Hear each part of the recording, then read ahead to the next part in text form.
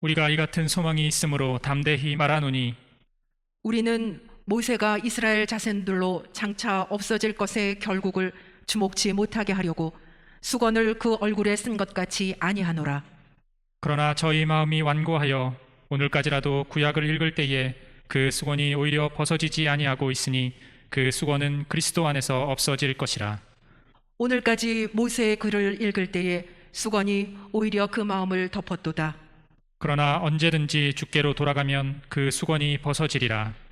주는 영이시니 주의 영이 계신 곳에는 자유함이 있느니라.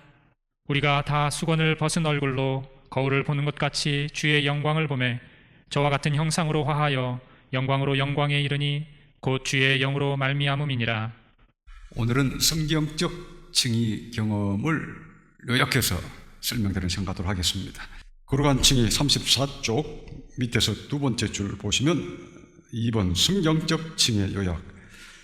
칭의는 어떻게 주어집니까? 다음 장부터 자세하게 설명할 것이지만 우선 여기서 성경적 칭의가 주어지는 과정을 간단히 요약해 설명하겠습니다. 다음 장부터 본격적으로 자세하게, 매우 자세하게 나옵니다. 그러나 들어가는 말에서는 우선 간략하게 핵심적인 걸 요약해서 먼저 한번 살펴보는 시간 갖도록 하겠습니다. 자, 이제 보도록 합니다. 1. 칭의의 은혜를 주시기 전에 하나님께서는 먼저 인간이 하나님 앞에 영벌을 받기에 마땅한 죄인임을 깨닫게 하십니다. 예수님께서는 심령이 가난한 자가 천국을 얻게 된다고 말씀하셨습니다. 심령이 가난한 자는 복이 있나니 천국이 그들의 것임이요. 심령이 가난한 사람이 복이 있다는 것이 무슨 말씀입니까? 내가 얼마나 영적으로 죽어있고 죄가 많으며 하나님 앞에서 불쌍한 존재인가를 깨닫는 사람이 복이 있다는 말씀입니다. 리차드 백스터는 그리스도께 가기 위해서는 자신이 정죄받은 것을 깨달아야 한다고 강조했습니다. 먼저 자신에게 죄가 있다는 것과 정죄받은 상태에 있다는 것을 깨닫지 못한 사람이 어떻게 용서를 얻기 위하여 그리스도께로 갈 수 있다는 말입니까? 혹은 영적으로 자신이 죽어 있다는 것을 발견하지 못한 사람이 어떻게 생명을 얻기 위하여 그리스도께로 갈 수 있다는 말입니까? 여기 보면 칭의의 은혜를 주시기 전에 하나님께서는 먼저 인간이 하나님 앞에 영벌을 받기에 마땅한 죄인임을 깨닫게 하십니다. 우리 얼마 전에 바로 앞부분 보셨습니다. 마르틴 루터가 어떻게 자신의 죄를 강하게 깨닫고 하나님 앞에 의롭다심을 받기 위해서 몸부림쳤는지, 그 다음에 존 번연이 얼마나 이 심각한 죄의 각성, 양심의 고통 속에 헤매다가 칭의의 복음을 깨달았는지, 바로 얼마 전에는 이 찰스 피니가 얼마나 심각한 죄의 각성을 체험했는지 보셨습니다. 찰스 피니는 하나님과 화목하지 아니하면 이 밤중에 갑자기 자기를 죽이실 것 같다는 그런 생각까지 들 정도로, 그래서 끔찍한 죄의 각성을 느꼈습니다. 이 상태로 죽으면 내가 당장 지옥으로 갈 것이다. 그래서 아침이 될 때까지 마음을 진정시키려고 안간힘을 다했다고 그랬습니다. 하나님께서 어떤 영혼에게 찾아오실 때 보편적으로 이렇게 해 주신다는 겁니다. 그래서 팔복의 첫 번째 복이 심령이 가난한 자는 복이 있나니 천국이 저희 것이니라. 심령이 가난한 자의 복, 이게 첫 번째 복이라는 거예요. 예수님은 산상수훈에 팔복을 말씀하시면서 심령이 가난한 자가 복이 있다, 예통하는 자가 복이 있다, 제가 위로를 받을 것이다 그랬습니다. 오늘날은 심령이 가난한 자의 복을 누가 사모합니까? 예통하는 자의 복을 누가 사모합니까? 예통하면 저 사람 왜 저렇게 예통하지? 이렇게 보죠. 어떤 사람이 자기 죄 때문에, 내게 의가 없기 때문에 막 예통하면 오늘날 사람들이 뭐라 그러겠습니까? 그런 사람을 보기도 쉽지가 않지만 저 사람 좀 괜한 고생하네, 이런 분위기 아닙니까? 오늘날 이러면 주변에 자기 죄 때문에, 내게 의가 없기 때문에 막 예통하는 그런 사람 보셨습니까? 조금 예통해가지고는 이 칭의에 얻는 은혜 속에 가지 못합니다. 죄를 확실히 깨달아야지.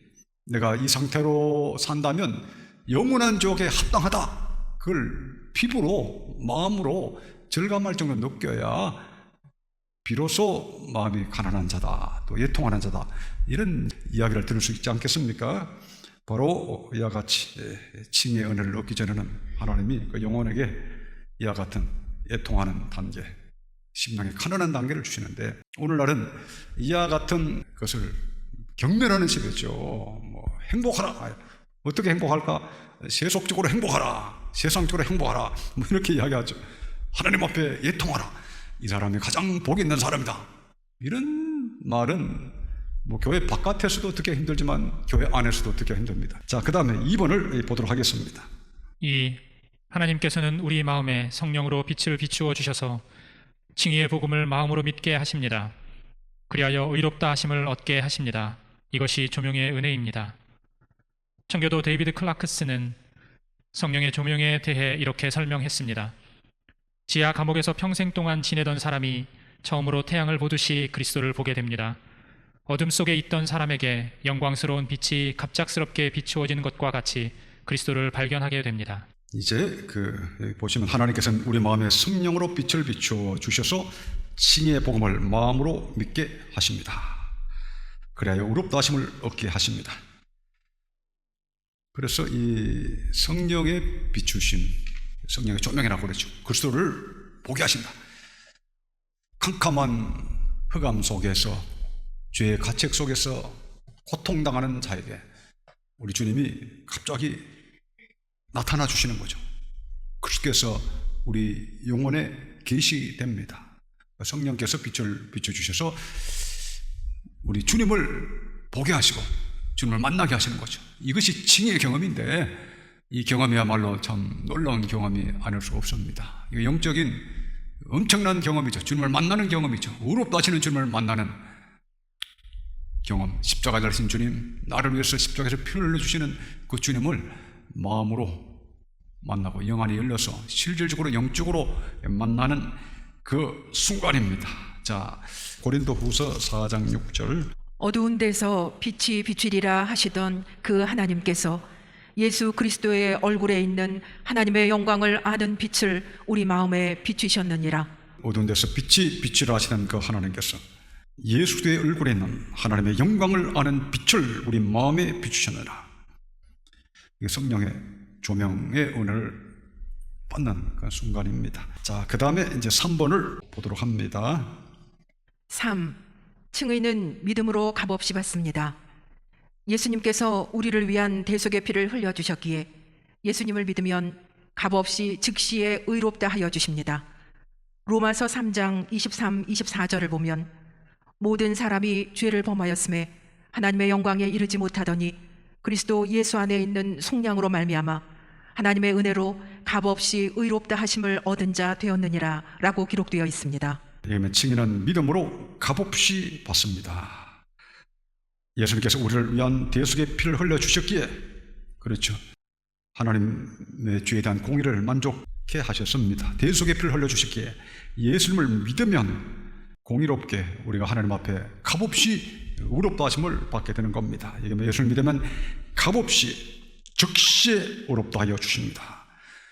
나의 공로가 아니라 예수님이 나의 죄값을 이미 지불하셨기 때문에 이제는 믿는 자를 하나님께서 의롭다 해주시는 겁니다. 믿을 때 값없이 즉시에 의롭다 해주신다. 그 믿음을 보시고 의롭다 해주신다는 겁니다. 자, 그 다음 4번을 보도록 합니다. 4. 우리의 구원은 칭의에서 끝나는 것이 아닙니다. 참된 칭의를 얻는 믿음은 사랑으로 역사합니다. 십자가에 달리신 그리스도의 거룩한 사랑을 믿고 칭의를 얻은 사람은 그리스도의 사랑으로 불타게 됩니다. 그리하여 기꺼이 반드시 복음적 회개와 자기 부인을 하게 됩니다. 이러한 심령 속에 성령께서 내주하셔서 속사람을 정결하게 하시는 성화, 거듭남의 역사가 뒤따릅니다. 이와 같이 칭의는 성화로 연결됩니다. 장 칼뱅은 기독교 강요에서 이에 대해 이렇게 썼습니다. 그리스도를 두 부분으로 나눌 수 없는 것과 같이 우리는 그 안에 함께 있다고 인식하는 두 속성, 즉 의와 성화를 서로 분리할 수 없습니다. 그러므로 하나님께서 은혜 안으로 받아들인 사람에게 누구든지 동시에 자의 영을 주셔서 이 영의 능력에 의하여 하나님 자신의 형상으로 사람을 변화시킵니다. 이 칭의의 경험을 하고 난 다음에 연속적으로 일어나는 과정이 매우 중요합니다. 이 4번 보시면 우리의 구원은 칭의에서 끝나는 것이 아닙니다. 참된 칭의를 얻는 믿음으로는 사랑으로 역사합니다. 십자가에 달리신 그리스도의 거룩한 사랑을 믿고 칭의를 얻은 사람은 그리스도의 사랑으로 불타게 됩니다. 그래야 기꺼이 반드시 복음적 회개와 자기 부인을 하게 됩니다. 정말 예수님께서 나를 위해서 돌아가시고 그리고 내가 믿음으로 값없이 의롭다함 받는 이 은혜 속에 들어오게 됐다는 것을 확실히 깨닫게 된 사람은 주님의 십자가의 흘리신 피에 내 모든 죄가 사해지기를 기꺼이 자발적으로 회개하게 되는 거죠. 그러니까 주님의 피로 내 모든 죄를 깨끗이 사해 주옵소서. 그런 신앙의 기도가, 믿음의 기도가, 예통의 기도가, 감사의 기도가 저절로 나오게 되면서 이 복음적 회개를 다 하게 됩니다. 그래서 진정한 칭의하는 믿음을 가진 사람은 진실로 회개하는 사람이죠. 그래서 여기 보면 반드시 복음적 회개와 자기 부인을 하게 됩니다. 근데 보통 이 과정까지 잘 못 가는 경우가 많습니다. 아까 지금까지 말씀드린 것처럼 죄의 각성도 약한 사람 많고 또 성령의 조명이 약한 사람도 많고 진짜 주님을 만나면 주님의 이 십자가 앞에 딱 도달해서 십자가 아래 딱 무릎 꿇고 있으면 저절로 하나님께 감사드리고 저절로 회개하게 되고 저절로 주님을 위해서 내 삶을 드리겠다는 고백이 나오게 되는데 이라는 것이 실질적인 영적인 경험이 안 되니까 이런 게 모든 게 이제 경험이 없는 거죠. 그래서 죄의 각성의 경험도 없는 사람, 또 조명의 경험이 없는 사람, 또 자발적 회개, 그걸 복음적 회개라고 그랬죠. 복음적 회개의 경험이 없고 또 자기 부인의 경험이 없는 거. 옛사람을 십자가에 기꺼이 못 박게 되는데 이걸 또 못 박는 것을 힘들어하는 사람이 있습니다. 이게 다 이제 은혜에 미치지 못하는 경우라 할 수 있습니다. 자, 그 다음 보시면 이러한 심령 속에 성령께서 내주하셔서 속사람을 정결하게 하시는 성화의 역사가 뒤따릅니다. 갈라디아서 3장을 한번 찾아볼까요? 11절에서 14절을. 또 하나님 앞에서 아무나 율법으로 말미암아 의롭게 되지 못할 것이 분명하니 이는 의인이 믿음으로 살리라 하였음이니라.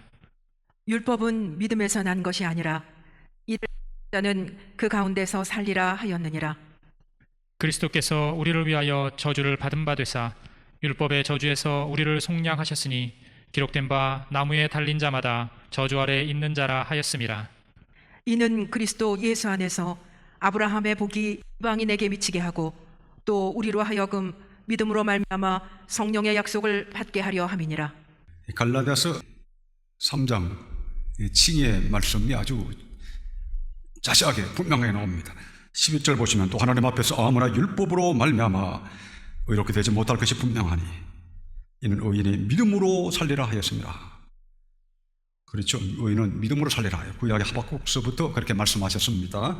12절 보시면 율법은 믿음에서 난 것이 아니라 이를 행하는 자는 그 가운데서 살리라 하였느니라.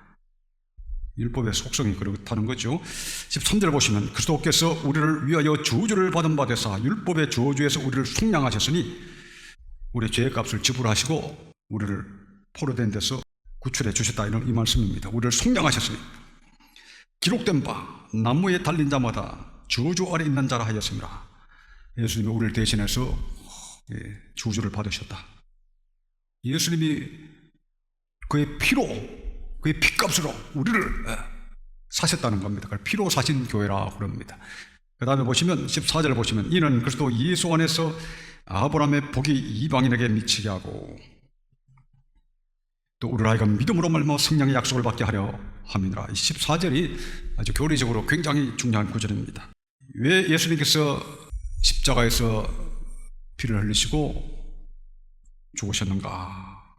여기 보면 이는 그리스도 예수 안에서 아브라함의 복이 이방인에게 미치게 하고, 아브라함의 복이 뭡니까?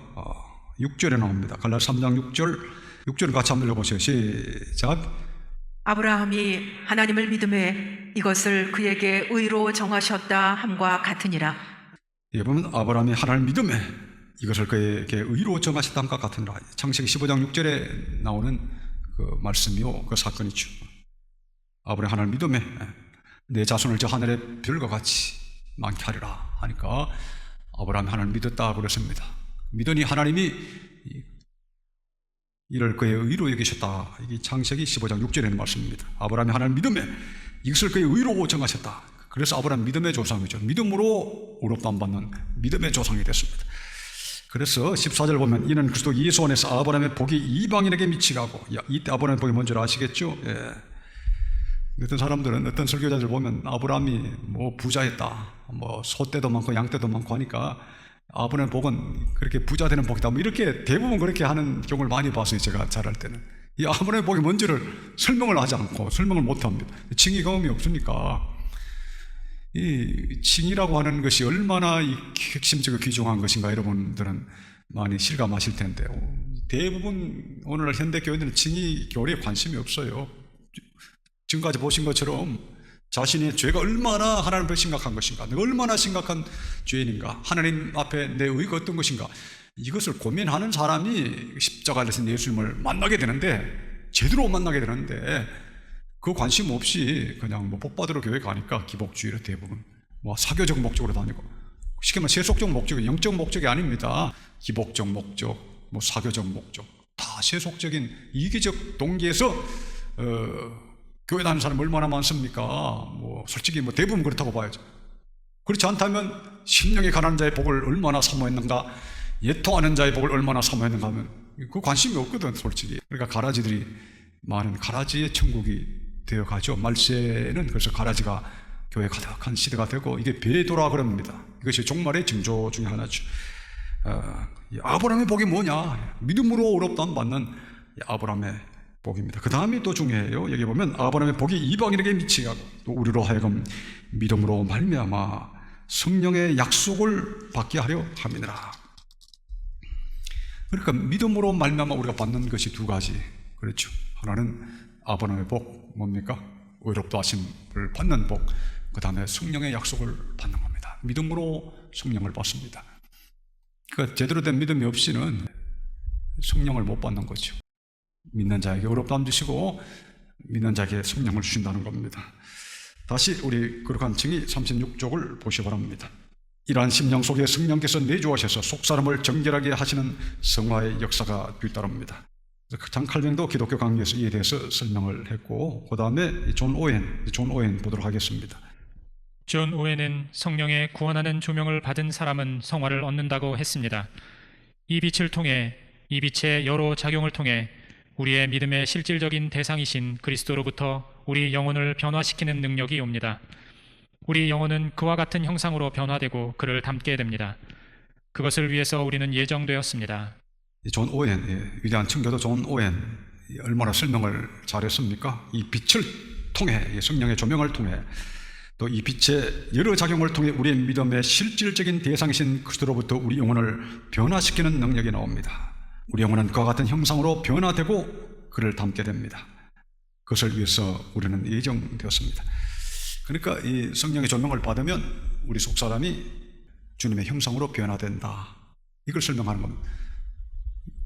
고린도후서 3장 18절, 오늘 본문 말씀에 그대로 나와 있죠. 우리가 다 수건을 벗은 얼굴로 거울을 보는 것 같이 주의 영광을 보매 저와 같은 형상으로 화하여 영광으로 영광에 이르니 곧 주의 영으로 말미암음이니라. 여기 나와 있잖아요. 우리가 다 수건을 벗은 얼굴로 거울을 보는 같이 주의 영광을 보매. 그러니까 우리 눈을 가렸던 수건이 벗겨집니다. 성령이 오시면 사도 바울의 눈에 있었던 비늘이 벗겨졌듯이 우리 눈을 가렸던 수건이 성령께서 조명해 줄 때 이게 벗겨지는 겁니다. 우리가 다 수건을 벗은 얼굴로 거울을 보는 같이 주의 영광을 보매. 이것이 이제 성령의 조명이죠. 성령의 조명이 오면 그 다음 어떻게 되느냐, 이러면 저와 같은 형상으로 화하여, 성화죠. 주님의 형상, 예수님의 형상이 우리 심령 속에 이루어진다. 이 거듭남이요, 성화입니다. 그러니까 성령의 조명과 성화, 이게 뗄래야 뗄 수 없는 겁니다. 오늘날은 이 성령의 조명도 약하고 성화의 경험도 약합니다. 이게 연속적으로 이루어져야 되는데 그게 연속적으로 이루어지지 못하는 경우가 많잖아요. 제대로 된 주님과의 만남이 없기 때문에 이런 말씀들이 먼 나라 이야기처럼 들리는 거예요. 여기 보면 저와 같은 형상으로 화하여 영광으로 영광에 이르니 완전으로 나간다는 겁니다. 그리고 곧 주의 영으로 말미암습니다. 성령께서 이렇게 해주신다. 성령이 오셔서 우리를 그리스도의 형상으로 변화시키시고 그리스도의 완전까지 우리를 이끌어 가시는 거예요. 믿습니까? 그러니까 여러분, 이와 같은 그 경험을 하는 사람이 크리스찬입니다. 얼마나 실질적인 겁니까? 어떤 사람이 진짜 크리스찬이냐, 진짜 그리스도의 사람인가 알려면 이와 같은 경험이 있는지를 보면 알죠. 주님의 형상을 본받아 거룩하게 거듭났느냐, 변화됐느냐. 어떤 사람이 교회를 다니는데 주님의 형상이 없어요. 예를 들면 그리스도의 사람 아니죠. 이런 사람은 반드시 성령의 조명도 없습니다. 죄의 각성도 없습니다. 팔복의 첫 번째, 두 번째 복도 없습니다. 뭔 줄도 모릅니다. 교회를 평생을 다녀도 가장 중요한 것을 모르고 다닙니다. 우리 최근에 우리가 거룩한 구원도 보셨고 지금 거룩한 칭의도 보는데요. 지금 거룩한 구원이나 거룩한 칭의만 제대로 보면 신약 성경 뭐 거의 전부를 안다고도 할 수 있습니다. 보는 구절구절마다 이와 같은 주님의 은혜가 기초가 되지 않으면 어떤 구절도 절대 해석할 수 없고, 마귀들도 교모해서 교모하게 이용합니다. 그래서 이걸 뭐 자기들 식으로 뭐 이렇게 해석하기도 하고 저렇게 해석하기도 하고. 공산주의가 어디서 나왔습니까? 마르크스가 성경 기독교에서 그걸 많이 모방을 했다고 그러잖아요. 그래서 이 지금 성경에서 뭐 좀 좋게 보이는 거 뭐 자기 나름대로 이렇게 해석하고 저렇게 해석해서 얼마든지 활용할 수 있죠. 마귀도 예수님을 시험할 때 보면 성경을 인용해서 시험했습니다. 성경을 인용한다고 그게 잘하는 게 아니고 마귀의 전유물이 마귀도 시간만 나면 기회만 되면 성경을 가지고 인용을 해서 결국은 사탄의 나라로 끌고 가는 겁니다. 오늘 우리가 성경을 보고 있지만 진짜 예수님을 만나는 것, 그것에 도달하지 못하게 한다면 모든 것이 다 사단의 일들이죠. 우리가 이 세상 살면서 하나님 앞에 내 자신의 모습을 정직하게 보고 성령의 조명으로 그리스도의 영광을 보고 복음적 회개를 하고 또 성령의 내주로 주님이 내 안에 계시고 내가 주님 안에 있고 그리스도의 성령으로 그리스도의 형상을 본받아 변화되는 것보다 더 중요한 게 어디 있습니까? 그런데 이것 외에는 다 해요. 크리스찬들이 뭐 이런 일도 하고 저런 일도 하고 이것 외에는 얼마나 바쁜지 모릅니다. 그런데 실질적으로 거룩한 구원이나 거룩한 칭에 나오는 이 복음의 핵심에 대해서는 별로 관심이 없고 크리스찬들이 거기에 집중하지도 않아요. 교회 안 다니는 사람들이 집중 안 하는 거야 뭐 당연합니다만은 크리스찬들이 여기에 집중하지 않는데, 여러분 지금 보시다시피 우리 기독교의 많은 신앙의 선조들 위인들은 항상 여기에 집중하고 밤낮 이 은혜를 묵상한 거죠. 사도 바울의 고백처럼 나는 그리스도와 그의 십자가에 못 박히신 것 외에는 아무것도 알지 않기로 작정했다. 너희 가운데 있을 때 그 외에는 아무것도 알지 않기로 작정했다. 우리의 삶 전체가 주님의 십자가의 구원의 토대 위에서 항상 살아가야 되는데, 그래서 초대교회는 성찬도 모일 때마다 했잖아요. 주님의 죽으심을 항상 기념한 거죠. 오늘날은 이 주님의 죽으심을 그렇게 기념합니까? 세상의 것들이 너무나 많이 들어온 시대가 아닌가 이런 생각이 듭니다. 자, 그러면 거룩한 칭의 37쪽 우리 나머지. 그리고 참된 칭의를 얻고 성령으로 거듭나는 은혜를 받은 사람은 성령의 내적 증언으로 자신이 하나님의 자녀가 된 것을 자각할 수 있게 됩니다. 그리스도와의 신비적 연합을 한 그는 일평생 진리의 성령의 인도하심을 받는 삶을 살게 됩니다. 이와 같이 칭의의 경험은 거듭남과 더불어 기독교인의 영적 경험 중 가장 보배롭고 영광스러우며 거룩하고 위대한 사건입니다. 칭의에 대한 자세한 내용은 다음 장에서부터 풀어 설명하겠습니다. 여러분, 그리고 참된 칭의를 얻고 성령으로 거듭나는 은혜를 받은 사람은 성령의 내적 증언으로 자신 하나님의 자녀가 된 것을 자각할 수 있게 됩니다. 이때부터가 이제 진금성부죠. 거듭남의 징표. 로마서 8장 16절 성령이 친히 우리 영으로 더불어 우리가 하나님의 자녀 된 것을 증언하시나니. 이게 없죠. 이제 제대로 칭의와 거듭남을 체험하지 못하니까 성령의 내적 증언이 없습니다. 그 다음에 보면 그리스도와의 신비적 연합을 한 그는 일평생 진리의 성령의 인도하심을 받는 삶을 살게 됩니다. 요한복음 14장 20절 그날은 너희가 내 안에 내가 너희 안에 있는 것을 너희가 알리라 그랬습니다. 그리스도와의 신비적 연합이죠. 너희가 내 안에 내가 너희 안에 있는 것을 너희가 알리라. 얼마나 대단한 하나님의 말씀입니까? 주님의 말씀입니까? 주님이 성령으로 내 안에 계시고 내가 주님 안에 사니 거룩한 삶을 살지 않을 수가 없죠. 주님이 내 속에 계시고 내가 주님 안에 있는데 그 성령께서 매일 인도하시고 구름기둥 불기둥 인도하시고 심미한 음성으로 말씀하시는데 거룩한 삶을 살지 않을 수가 없잖아요. 여기 보면 그리스도와의 신비적 연합을 한 그는 일평생 진리의 성령의 인도하심을 받는 삶을 살게 됩니다. 그래서 이 칭의의 경험이라고 하는 거 놀라운 겁니다. 우리가 크리스찬이 된다는 게 얼마나 놀라운 겁니까? 지금 시대가 여러분도 아시다시피 종말이 돼서 영적으로는 완전히 황무지가 됐습니다. 이와 같은 주님의 은혜를 진실로 체험하고 또 같이 나누고 이런 경우가 드물잖아요. 예. 아예 깡그리 무시하고 뭐 기복주의 또 뭐 세속주의로 막 치닫고 있는 사람들 많고 또 오늘은 더 심각한 뭐 종교 다원주의까지 나타나고 진정한 은혜를 받고 진정한 이 말씀 속에서 은혜 속에서 이 성령의 가르침 속에 살아가는 그런 사람을 찾는다는 게 쉽지가 않습니다. 또 여러분들도 또 이와 같은 배도의 시대에 순수한 신앙을 지키기가 쉽지 않을 것 같아요. 워낙 세상에 유혹이 많으니까 순수하게 신앙 지킨다는 게 이게 쉽지 않잖아요. 결국은 우리가 순수하게 신앙 지킨다는 것은 그리스도의 길을 가는 것이고 사도 바울의 뒤를 쫓아가는 거 아닙니까? 내가 그리스도를 본받은 것처럼 너희는 나를 본받은 자되라 그랬는데 오늘날 같이 세속적이고 이기적인 인간들이 득시하는 시대에 그리스도의 발자취를 따르고 사도 바울의 발자취를 따른다는 것, 결국은 자기를 완전히 부인하고 주님의 진리 속에 거룩함 속에 행하는 건데 그 세상의 길과 완전히 정반대의 길인데 그걸 누가 좋아하겠습니까? 그래서 오늘날 이 시대에 더욱 우리 성도들, 우리 감사교 성도들은 분발해야 되겠습니다. 우리 하나님이 이제 새로운 성전도 허락하셨는데 이제 분발하셔서 우리가 복음의 그 핵심, 복음의 진리 속에 더욱 확고히 있어서 우리 목숨을 다하여 이 복음을 증거하는 그런 삶을 사는 여러분 다 되시기를 축원합니다.